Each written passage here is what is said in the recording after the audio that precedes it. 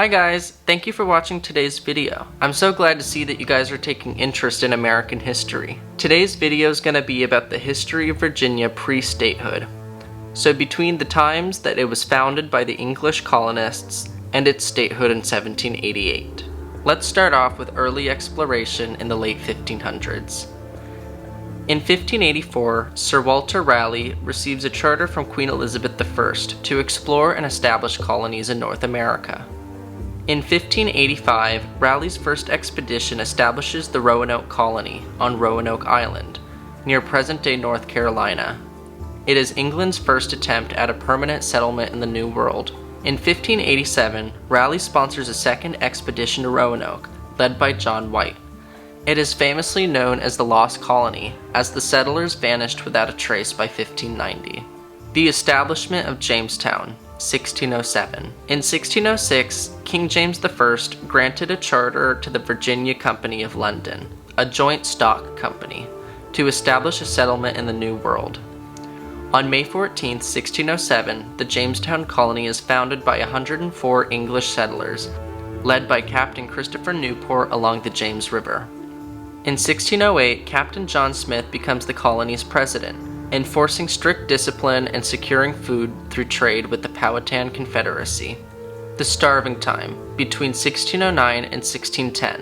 In 1609, the Virginia Company sends 500 new settlers, including women and children, to Jamestown. John Smith returned to England after being injured. A brutal winter in which the settlers were cut off from supplies and suffered from extreme hunger.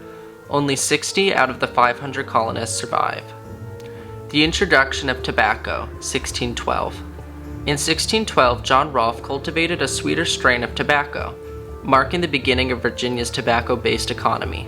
Tobacco becomes the colony's primary cash crop, leading to economic growth and increased demand for labor.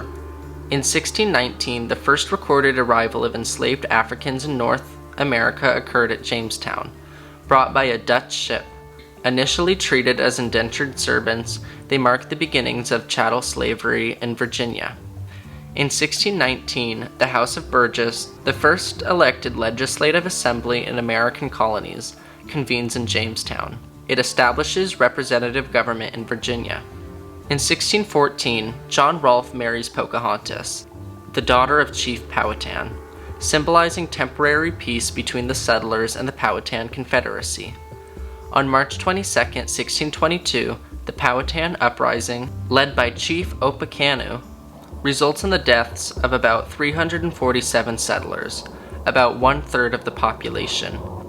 This event leads to prolonged conflicts between the English and the Powhatan.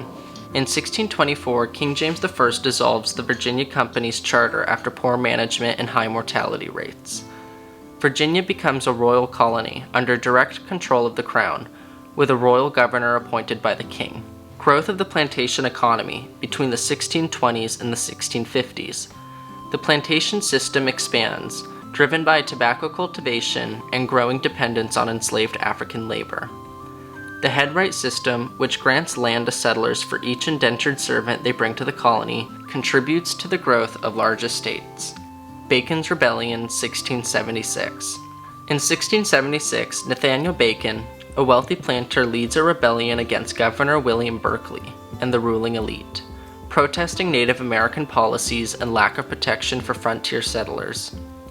The rebellion reflects deep class tensions, leading to greater reliance on enslaved Africans over indentured servants to secure labor and prevent further uprisings. Between the 1660s and the 1680s, the Navigation Acts, imposed by England, restrict colonial trade to benefit the mother country, affecting Virginia's economy and fostering discontent among planters. Transition to slave society, late 1600s. Throughout the late 1600s, Virginia transitions to a slave society, with laws formalizing racial slavery, establishing the legal status of enslaved Africans, and codifying racial distinctions. In 1693, the College of William and Mary is founded in Williamsburg, becoming the second oldest college in the American colonies, serving as a center for education and political leadership. In 1699, the capital of Virginia is moved from Jamestown to Williamsburg after a fire and due to its strategic inland location. further developing the colony's political and cultural center.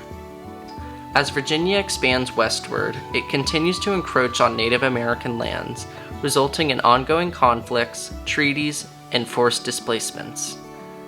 In 1754, Virginia militia, led by George Washington, plays a key role in the early battles of the French and Indian War, which sets the stage for further colonial unity and eventual revolutionary sentiment. Between the 1760s and the 1770s, Virginia's leaders, including Patrick Henry, Thomas Jefferson, and George Washington, emerge as vocal opponents of British policies like the Stamp Act and the Townshend Act. In 1774, the First Continental Congress convenes, with Virginia delegates advocating for unified resistance against British rule.